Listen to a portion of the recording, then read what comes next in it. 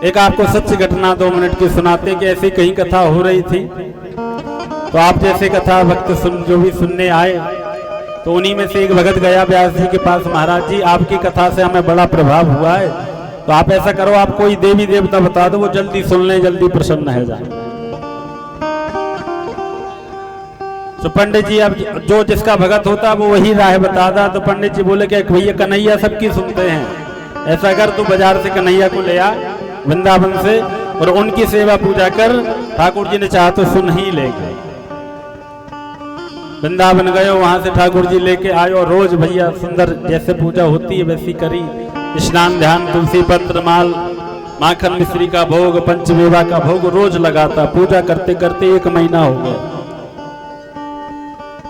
पर ठाकुर जी ने काय को सुना।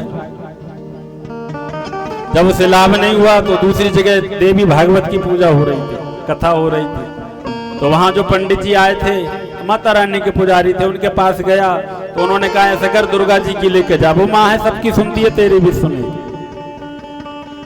बाजार गया, दौड़ा हुआ, और वहां से दुर्गा जी की एक मूर्ति लेके आया, पर उसने सोचा कि ये दोनों कन्हैया की मूर्ति पहले से, अब दुर्गा जी की लेके आया हूं, तो बोले ये देवता तो ठीक है नहीं, इसने सुनी नहीं, तो इनकी मूर्ति उठा करके और ऊपर अलमारी में रख दी, और इनकी जगह माता रानी को बिठा दिया। बढ़िया स्नान कराया, वस्त्र पहनाए, भोग लगाया, और धूप बत्ती लगा रहा था।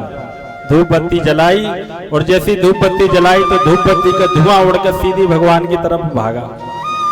धूप बत्ती लगाते हैं ना तो धुआं भागता है, एक दिशा में तो जाता ही है, तो जैसे ही धूप बत्ती लगाई और सीधा जो धुआं था वो भगवान की दिशा में भागा।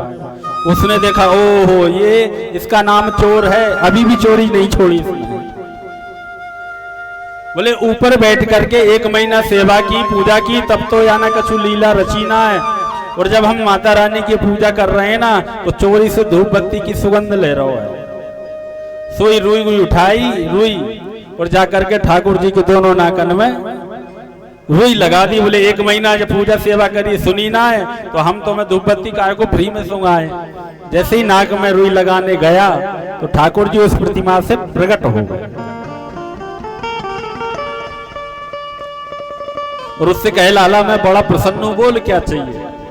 उसने कहा महाराज ये कौन सी पूजा की विधि है, 1 महीने तक तो मैं खूब माल छनायो, माखन मिश्री को भोग लगायो, तब तो तुमने सुनी ना, और आज जब तुमने हमने तुम्हारी पूजा छोड़ दी, आज तुम प्रकट हो गए। भगवान बोले लाला तेने 1 महीने तक भोग तो मुझे लगाया, स्नान तो मुझे कराया, माल तो खूब खपाया, पर तेरे अंदर ये विश्वास अभी तक नहीं आया था कि मैं हूं, मैं खाता भी हूं, मैं सोता भी हूं, मैं पीता भी हूं। आज तेरे अंदर ये विश्वास आया है कि मेरे तरफ जो रुई जा रही है मैं सूंघता भी हूं, इसलिए तेरे अंदर ये विश्वास आया, तो मैं तो वही हूं जहां तेरा विश्वास है। तो कहने का तात्पर्य यही है भैया कि भगवान हर जगह है, हर स्वरूप में है, बस हमारा विश्वास होना चाहिए। माता रानी भी हैं, हनुमान जी भी हैं, शंकर जी भी हैं, सब हैं। हमारा विश्वास जहां है वही परमात्मा है। बोलो भक्त वत्सल भगवान की जय हो।